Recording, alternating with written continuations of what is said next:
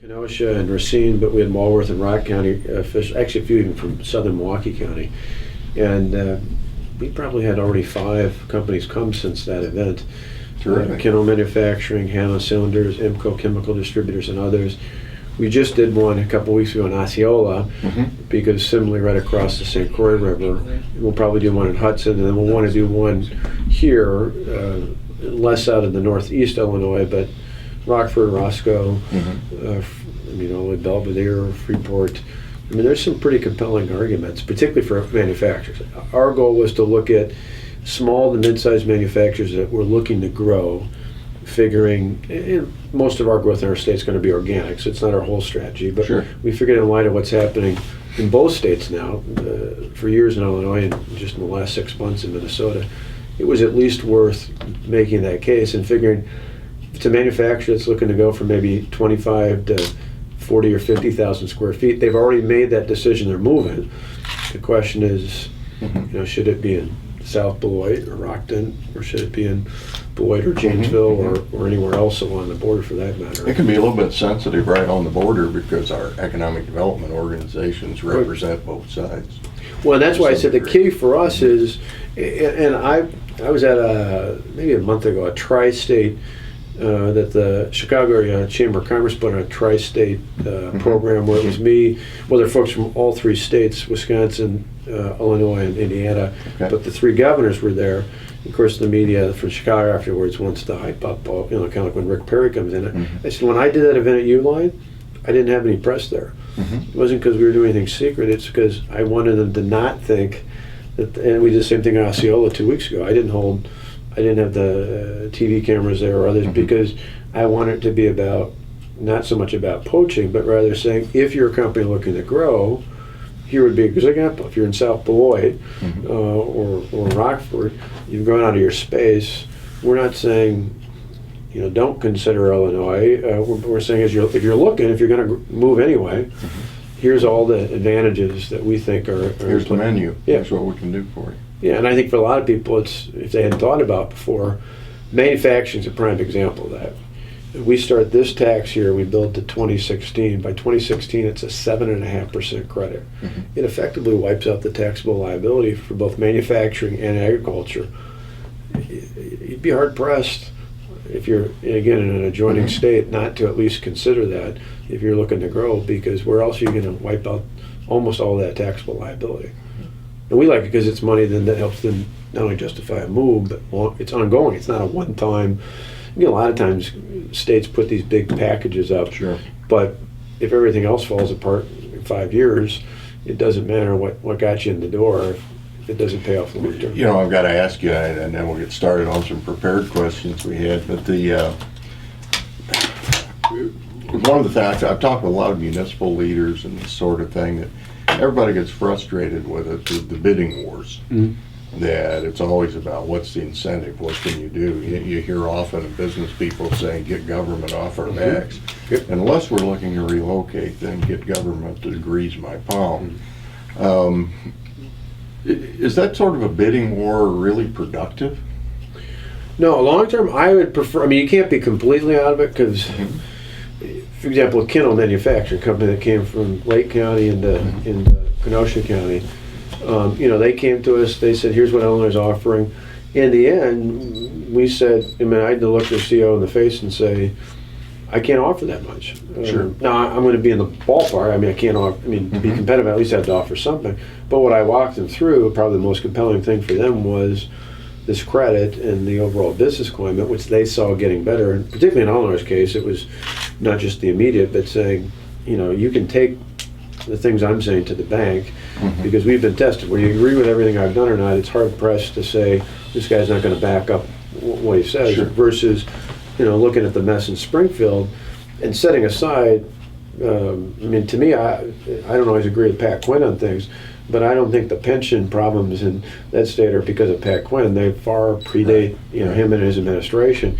But if you look at the problems they have with the pension, with the bond rating, and all the other problems out there, suddenly employers, I looked at someone like the CEO and said, do you really have confidence that they're going to be able to fulfill the promises they're making to you? And you should factor that in as well. So long term, I mean, you can't completely write them off just because just about every state has them. On the other hand, I don't put that, to me, I don't ever have to be the point where we have to be the biggest or the largest when it comes to You don't want to just buy development. No, because that, I mean, in the end, what you want is you want somebody, and I don't think it's wise on their part either, because unless you're planning on moving, unless you're like a free agent in the NFL, where you move around every couple of years, if you're going to make a decision, most of these companies are going to make a decision that's going to be not a couple years down the road. You may not ever consider moving again for another 15, 20 years or more. So make the decision about, is this the place I'm willing to be at?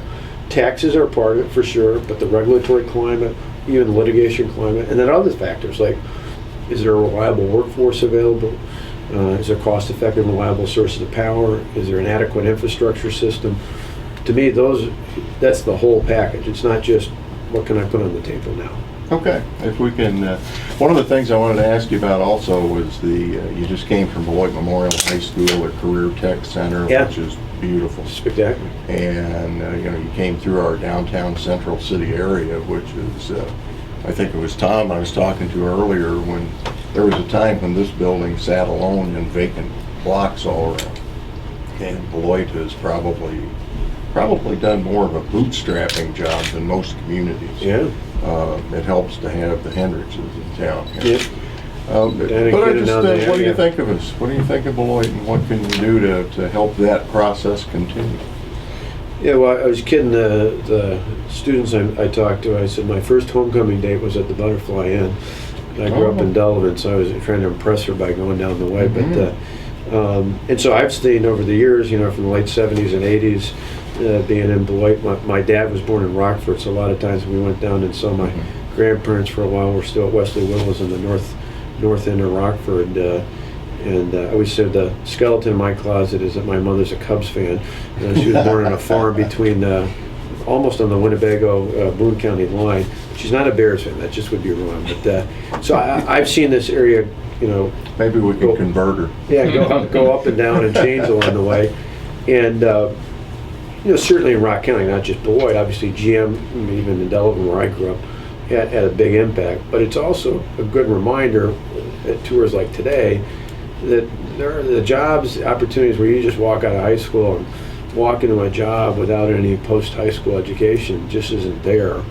And for us to attract, we're not going to attract 2,000 or 3,000 jobs in a given region at a time at a place like a GM. We're going to attract them 25, 50, 75 maybe at a time and grow. And so our focal point is trying to help more startups. That's why we did one of our first Capital Catalyst programs. It's just up the way with the University of Wisconsin-Whitewater through their entrepreneurship program to help more startup companies. And it's going to be helping more small businesses improve their innovation and so that they can make investments and upgrade. And I think in particular, when you think of a good chunk of downtown area throughout Beloit, throughout Rock County, manufacturing, while we love new technologies and we're certainly going to advocate for that, our bread and butter is still manufacturing in the state. It's just new. It's advanced manufacturing. That's why the credit helps. It's why I'm trying to keep the legislature focused on this. They get off on other things, but on worker training, that's why we put more resources for expanded apprenticeships, more incentives for what schools like Beloit Memorial are doing in terms of technical graduates, more resources in our technical colleges to do dual enrollment. So again, like Beloit Memorial is doing, where you can have instructors that help with courses that are both good for graduation and for technical college credit as well. All those things aren't only good for the workers. I mean, they seem to be focused, rightfully so, on the workers, potential employees, but I think they really do have as much of an impact on businesses, because those are the sorts of things that are going to make employers feel good about not only coming to an area, but growing in an area. I hear all the time, all across the state, from manufacturers who tell me that many of them, not all, many of them are doing well enough to actually take on more work, but the number one reason they're reluctant to do it is they can't fill the openings they have today. So if you've got a need for certified, highly skilled welders or CNC operators or fabricators and machinists, and if you can't fill those positions, and it's not just in those areas, it's in engineering, it's in IT tech, it's in healthcare, it's in other professions as well. If you can't fill those positions, you're not going to take on new work, and that's where we're trying to change that whole dynamic. In a community like Beloit, we have a lot of challenges. We bat back and forth, which we're seeing for which one of us can have the honor of leading Wisconsin in unemployment. Low per capita income, low property values, education levels behind most of the state. Do communities like Beloit, diverse communities, very urbanized communities, maybe need a little extra helping hand from the state, and what can you do? One of the things, and it's another thing I mentioned or talked about when I talked about our legislative agenda for the fall, one of the others is expanding the transitional jobs program. Our Secretary of Children and Families, Eloise Anderson, spent a fair amount of time down here and really made an impetus. We started out in Milwaukee, understandably, but we think Beloit, Racine, certain extent Kenosha, surprisingly to a lot of people in parts of Madison, the northeast side of Madison, actually the African American completion rate in places like Madison and even parts of Green Bay is actually lower than it is for 4 years than it is in Milwaukee. So there are pockets of poverty and challenge in mid-sized communities all across the state. But for us, one of the bills is to expand the transitional jobs program so that we can move it beyond just Milwaukee to places like Beloit and Racine and a few other cities, still based on not just geographical expansion, but based on income and income disparities, with the idea being that while we want to help overall manufacturing and other commerce, retail, and all the other things we were talking about initially, but in particular we know that there's a need to get people, even before those jobs come fully in line, fully sustainable, that we want to transition more people into the workplace, even with some subsidized work. You've have I think it was $100 million project in Milwaukee to try to deal with some blight and some issues like that. Do you see that expanding here? Sure, those are sorts of things we could do, not just with children and families. That transitional job program was readapted to be in the Transform Milwaukee area. It's really without giving it a new name, although, as you mentioned it, maybe branding it for a few other communities in a similar way would make some sense, because that's where Secretary Anderson really was coming from. She saw the need there, saw the benefit there, but spending time down here with some of her employees and then some of their partners, some community-based organizations, and even with the school district, said this is an area you really got to hone in on. Yeah, she was just here a couple of weeks ago. Sean and I got to meet her. She was very nice. Yeah. She's no nonsense, though. You don't have to wonder what she's thinking. Which is good for me, because she didn't beat around the bush. She just said, for the fall session, you got to expand transitional jobs, and she highlighted Beloit as one of the primary areas she thinks that's needed. Now, we could take it a step further, because with the Transform, she did that on the services side. There's some more things we can do, workforce development, but another component to that would be WEDA, because that's some of what we did in Milwaukee with Transform Milwaukee, where we made some targeted investments to leverage some private sector dollars for some development, and not just in low-income housing, but some other areas as well. You had, the best way to put it, the best program ever invented is a good job. Pays a living wage. Communities, challenged communities or otherwise, growing jobs is the best thing. When you ran for governor, you made a promise. 250,000 jobs. 250,000 jobs. The Wisconsin's creating jobs. The pace is not where I'm sure you want it. Looks like you may fall short, but you got 15 months yet. That's right. You never know. Should people judge you on whether you hit that number? Sure. Not exclusively, but they should judge that. They should also judge in the context of where we were and where we're at, and what would change. And I say that in the sense that I don't back off of the goal of 250,000, but I like to explain where I came from. When I was running 4 years ago, we were at a point where we were consistently losing jobs, not just a question of how quickly we were gaining them. In Jim Doyle's last term as governor, Wisconsin lost 133, almost 134,000 jobs net loss. And as I would tour a lot of factories and farms and small businesses and other places around the state, I saw the impact wasn't just on job numbers, it was an impact on real people. And more often than not, it wasn't just on those individuals who lost the work, it was on their families and those households, and then in turn communities, and whether it was in Beloit or Janesville or Racine or Marinette or other places around the state. And so I looked and said, I don't only want to replace the jobs that were lost in the 4 years before I took office, I want a big, bold, aggressive goal out there, realizing that if we're not only going to replace work, but hopefully put even more people into work. I mean, my goal is I'd love to be at a point where everyone who wants a job can find a job. And as you know, in business, if you say, hey, I want sales to be here, if you aim low, that's where your sales staff's going to be. If you aim high, everybody knows that's the goal, that's what you focus in on.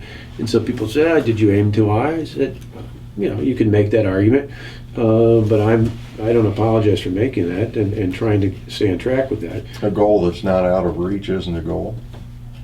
Well, I think if you don't have an aggressive one, I mean, I still think it is reasonable. Now, who would have known? I don't say as an excuse, but as a matter of fact, a matter of statement, I think there's no doubt if you went and talked to 20, 25, 50 employers here in the Beloit area, you would ask them, did the protests, the recalls, the second wave of recalls, did that have an impact on whether or not you thought about expanding or not? I think you'd be hard pressed not to find an employer who wouldn't acknowledge that had some impact. Now, we've gotten through that. I think that's why you see the numbers were fairly stagnant, although they went up in 2011. They went up much higher pace last year. I think you're going to see even higher growth in 2013. So it's, when people measured it, we never presumed, even without ever expecting the protest, that it was going to be the same number every month for 4 years building up to that. We thought there'd be a bit of a curve with momentum growing, and I still do. I mean, and I'll give you 2 reasons why I quantify that. One is 4 years ago when I made the bold promise, pledge, campaign promise, whatever you want to call it, that I'd help the people of the state create 250,000 jobs. I also did something that was less reported, but it was given in the same speech. I said, and along with that, I'd like, to help get that goal, I want to help the people of the state create 10,000 or more new businesses.